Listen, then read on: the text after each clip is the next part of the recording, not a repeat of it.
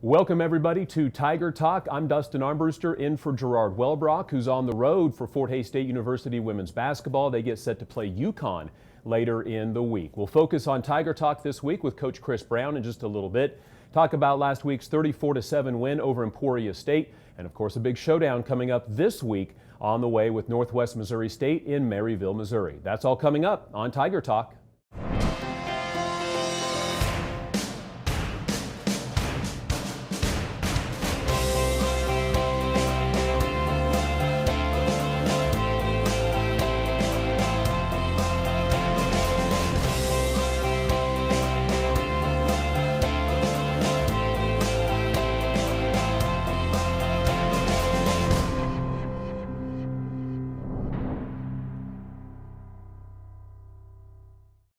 Welcome back to Tiger Talk, everybody, brought to you by Freddy's Frozen Custard and Steak Burgers, along with Mocha's Coffee, Bakery, and Bistro. Experience delicious cooked-to-order food and rich and creamy frozen custard churned fresh throughout the day at Freddy's Frozen Custard and Steak Burgers, located on North Vine in Hays. Dustin Armbruster joined by Coach Chris Brown. And Coach, congratulations on the win, 34-7 over Emporia State. And we'll start with just the win overall. For the first time since 1978, Fort Hays wins against all three in-state schools, and maybe what that means for recruiting purposes when you're going up against Washburn, Emporia State, and Pitt State for some of the same kids. No, it's big for us, and a lot of credit goes to my coaching staff, our players, and they put a lot of time and effort into getting us to where we are right now in our program and sitting at 9-0. But it's huge for recruiting, and especially in-state kids. And we also battle those same schools in Oklahoma and Colorado and Nebraska. So, that really helps in that aspect as well of getting kids that we want to get and get them to come to Fort Hays State University instead of going to Emporia or Washburn or Pitt. But,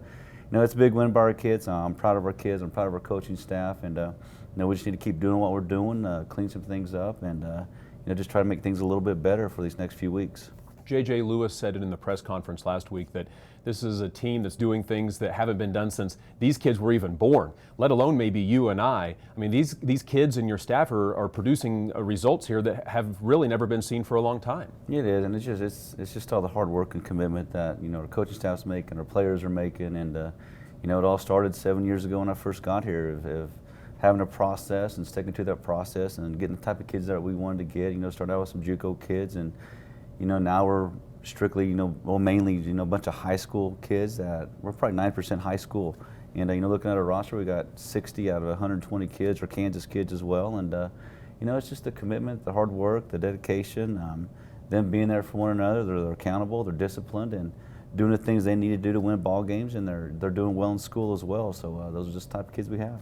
Tigers win 34-7 this past week over Emporia State. And Coach, as you look at that game, I don't know that your defense outside of 2 drives could have played any better all game. No, they played outstanding. I mean, you look at that first half, I think they only gave up around 40, 50 yards of total offense, in that first half. And then, Emporia got a few things, in the second half. A few short fields helps them out as well. But, I think our defense played outstanding. They got to the quarterback, got some pressure, got hands on receivers, had some pass breakups. I mean, they did an excellent job. And, all those tackles were one-on-one tackles. And they made the tackles when they needed to make the tackles. And, just proud of the way they're playing. They're pinning their ears back, and they're getting after guys right now.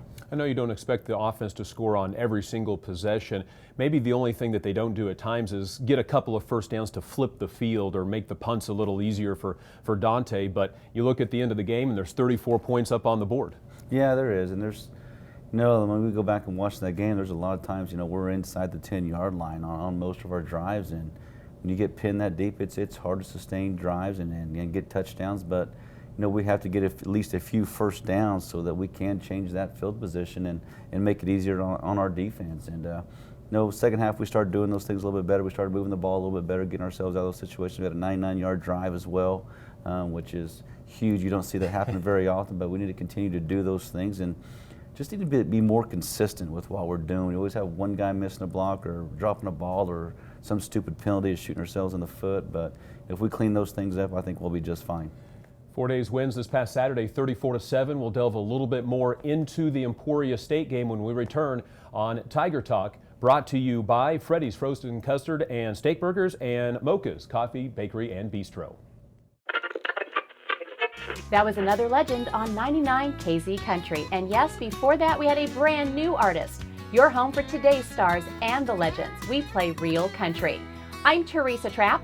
Weather, news, sports, it's all here. We're on Facebook, and there is a listen live link at hayespost.com.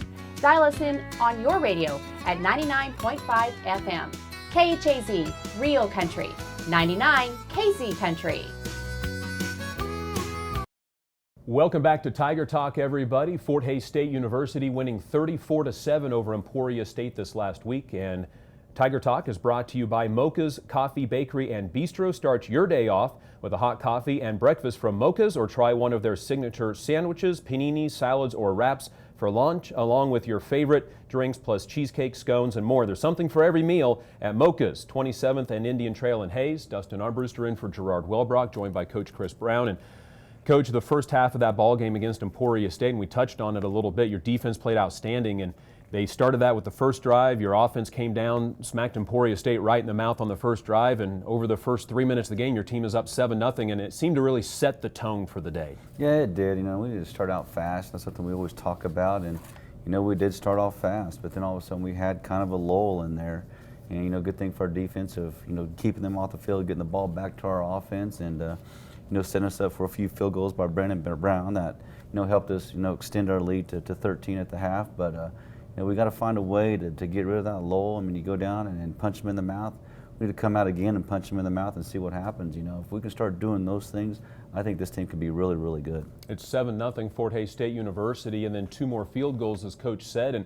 And Brandon Brown, Coach, is a kid who has you have a lot of confidence in, but he missed a couple of field goals here over the last few games.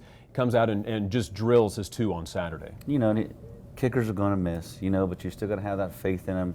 We see him every day in practice, making kicks from 50, 60 yards, and he's very consistent in practice, misses some here and there, and you just got to let him know that you have confidence in him, that you do believe and trust in him, that he's going to make the kick when the opportunity arrives. And if you don't do those things when it comes to that pressure situation, he's going to be a little nervous. He's going to believe you don't trust in him, and he's not going to get it done. But we have all the faith in Brandon and Dante. They're both tremendous kickers and punters. But, give him the opportunity, let him make the kicks, because he's got a very strong leg and he's very accurate. We'd like to take a little bit of credit for something at some point. J.J. Lewis had his best career game. He was our Tiger Spotlight before the game. But talking about J.J. Lewis, that catch at the end of the first drive, and then Wendelberger goes down, so he has a little bit bigger role. J.J. had a great game on Saturday. Yeah, he did.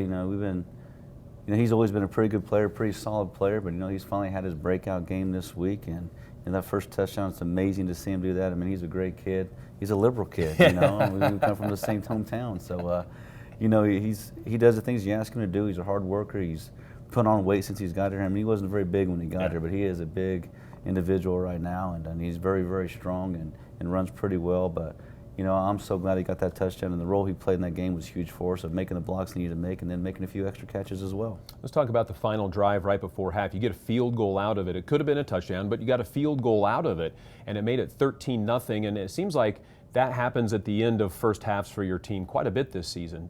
Is there a different attitude, a different play calling sequence that goes into that final drive before the half? No, we just kind of fill it out and see what happens, and we always seem to don't want to jinx ourselves, but get a big run play or get a big pass play that kind of sets us up to, all right, let's go ahead and try to go score some points right now. And it's just worked out for us that way. And not really changing much. Maybe it's the way the defense is playing us, playing a little soft, trying not to give up the big pass play or something. Then we run it and get a big gain. But not really changing much. Just our kids going out and making plays and trying to get some extra points on the board before we get into half. Saturday was a unique game in some of the stats because it featured the 2 top punters in Division II, and Dante Brown, outside of 1 punt, had another great game, and he's been a great surprise for the team this year. Yeah, he has, and the kid's very, very athletic. He's got some speed on him, and he's fun to be around. He's always got a smile on his face, and he makes the kicks he needs to make, and he did have the 1 muff punt this week, but he'll bounce back from that and be all right. Fort Hays State goes into the locker room leading 13-0 at home against Emporia State. We'll talk about the second half when we come back with more of Tiger Talk. Coach Chris Brown joining us here on Tiger Talk. As you plan for your business in 2018, advertising should be an important part of your growth strategy. Digital marketing puts your business in front of the right customers online. Advertising with the Hays Post ensures your message will be viewed 1.5 million times a month, including 375,000 unique views a week. Are you ready to grow your business? Advertise with us today. It's affordable and it works. Call us today at 785-628-0467. Eagle Communications, our community connected. We are back once again on Tiger Talk. Dustin Armbruster joined by Coach Chris Brown, and Tiger Talk is brought to you by Freddy's Frozen Custard and Steak Burgers. With Freddy's delicious cook-to-order double steak burger and crispy shoestring fries seasoned with Freddy's famous seasoning. You can finish that off with their signature turtle sundae made as well. Coach Chris Brown joining us, and Coach, your team comes out of the locker room leading 13-0 against Emporia State.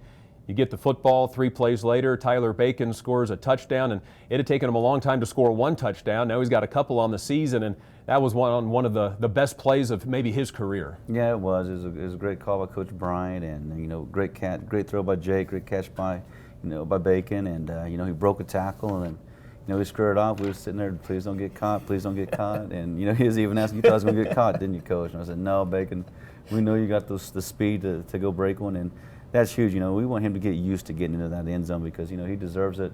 All the work that kid's put in since he's been here. I mean, he was a walk-on when he first got here, and he's made himself into a tremendous football player. He's smart, he cares, and he really works hard.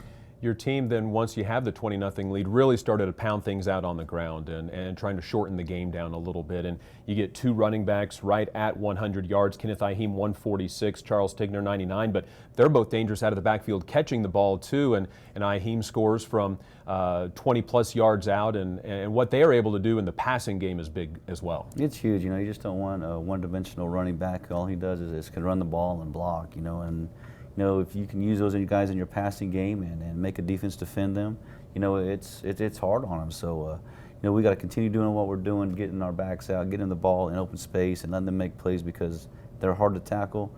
They got great moves, and they got a chance to score every time they touch the ball. One thing that we've talked about during the radio broadcast at times is the ability for Kenneth Iheme to block as well. There are times when he really makes a pocket last a little longer because he takes out a linebacker that's coming. Yeah, he does. And he'll even help out, our O-line with D linemen as well. He's not scared to chip those guys, in the ribs or chip somebody as he's getting out just to help those linemen out as well. But, he steps up, fits in the pocket. I mean, this week a perfect example is, he's going to make a block and Tally came off and, and he was going to cut the guy, but at the same time he saw it, stayed up, so we didn't get a chop block. But he's not only a good football player, but he's a smart football player too.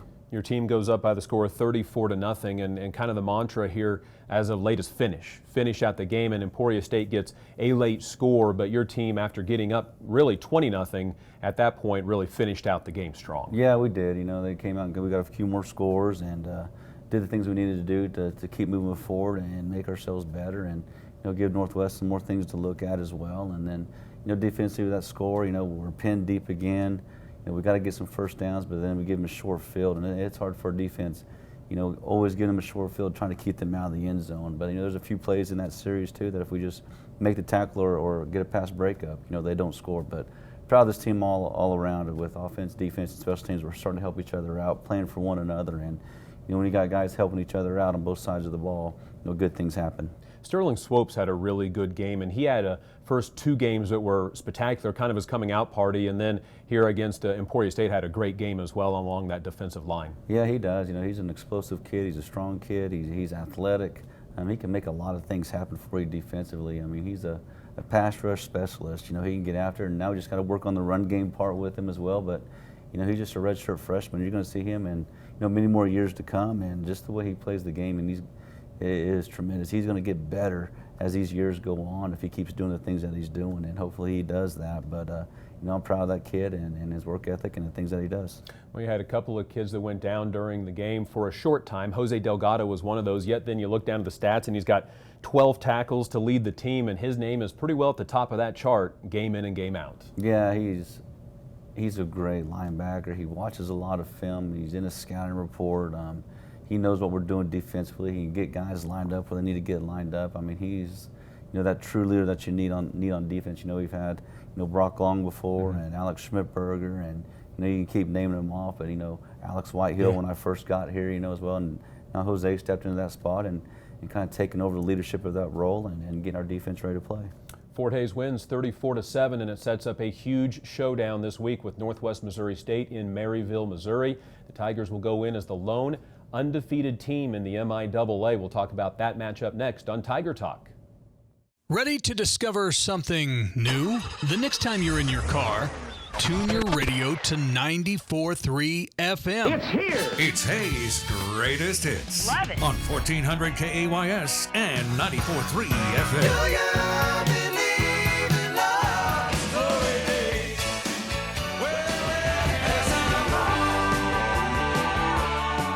94.3 FM, KAYS. Go ahead, check us out.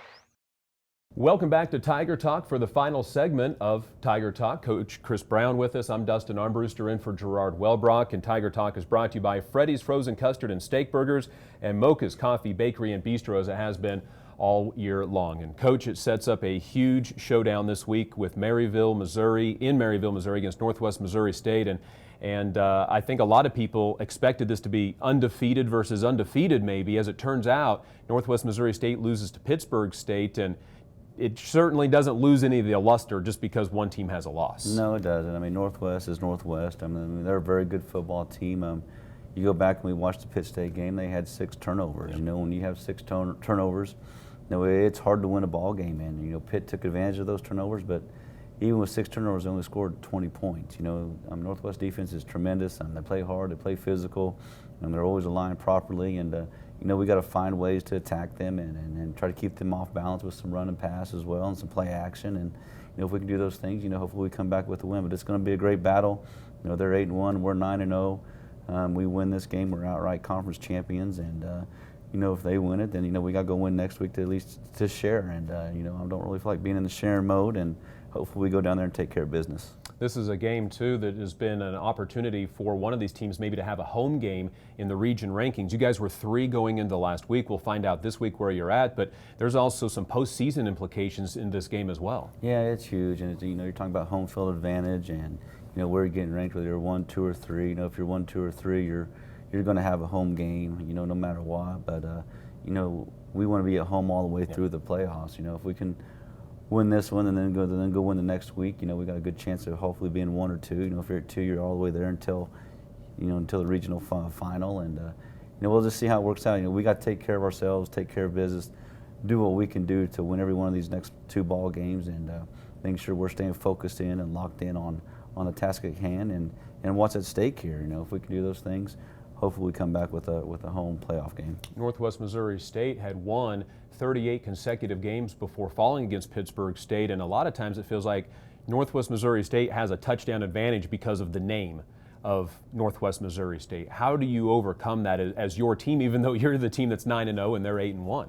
I'm just talking to our kids about, you know, yes, they have history, and you know, we're trying to make our own history here, and we're trying to not just have a 1-year program, but we're building a tradition here at Fort Hays State University, and you know, just staying locked in to what we're doing and do the things you've been doing, but let's just do them a little bit better now and clean some things up offensively, defensively, and on special teams. And you know, let's try to get better these next 2 weeks, and let's see what happens. And you know, the ball's in our court. You know, we got to do whatever we possibly can to be successful, and that's just taking care of ourselves and doing things the right way. You know, I think these were all things people were hoping would be at the beginning of the season. At this point, do you ever catch yourself, or as a coaching staff, maybe pinching yourselves a little bit, or looking around the situation going, wow, we are the 9-0 team, we are top 10 nationally ranked, top 3 in the region, and kind of looking at the situation as a staff? You know, looking back and just seeing all the work the kids put into the summer, you know, we had 75 kids here this summer, and you know, the type of kids that we have and their commitment and, you know, of wanting to be excellent and how close they are as a family. You know, I knew this could be a pretty good football team, and I knew if we could stay healthy and kids continue to do things the right way and continue to work, that, you know, there'd be a shot that they could be at this point right now. But it's, you know, it's been a long road, it's been a hard road, and you know, we don't want this road to end. We want to continue playing, but you know, a little bit, you know, you kind of look back, but with the kids that we have and our coaching staff, you know, I'm not surprised that we're where we are right now. Have you had to change the mental approach at all because of being 9-0 and the pressure is mounting and what each game means? And it seems like we're saying it every week now, the biggest game in Fort Hays State history coming up. Do you have to change the mental approach with the kids at all? We've always talked about all year is taking the next step and making sure that we take care of ourselves. And, really the mental part's already there for them. I mean, they're locked in. They know what they want to do. They want to accomplish something that's never been accomplished here. And, when you get kids like that that are bought in and excited about what's happening, it's pretty easy to stay focused on the task at hand. And, they want to win a conference championship. They want to get into the playoffs. They want to play in Kansas City, in December. And, with this group of kids doing what they're doing, as long as we can stay healthy and they stay committed and stay focused, we might have that chance. And it's on them and it's on our coaching staff, but we just got to stay locked into what we're doing, not let the pressure get to us, and not let all the excitement around us. We just kind of got to put that away and just keep doing what we're doing and do things just a little bit better. All right, Coach, congratulations on this past week's win. Good luck on Saturday. We'll see you in Maryville, Missouri. Thanks, Dustin. Fort Hays State University and Northwest Missouri State coming up on Saturday. That'll be a 1:30 kick. You can join us with the Auto World pregame show at 12:30 on Tiger Radio Mix 103, along with the KJLS app. Big thanks to Coach Chris Brown for this week's Tiger Talk. It's brought to you by Freddy's Frozen Custard and Steak Burgers, along with Mocha's Coffee, Bakery, and Bistro. If you missed part of tonight's show, you can always listen to it anytime at HaysPost.com. And don't forget the video replay on Eagle Cable Channels 14 and 614. Also, a big thanks to our premier sponsors, Hays Med Orthopedic Institute, Taco Shop, G&L Tire and Automotive, Golden Belt Bank of Hays and Ellis, Adams Brown, Barron and Ball, BTI, and Horizon Appliance and Electronics. For Coach Chris Brown and in for Gerard Wellbrock, I'm Dustin Armbruster. You've been listening to Tiger Talk.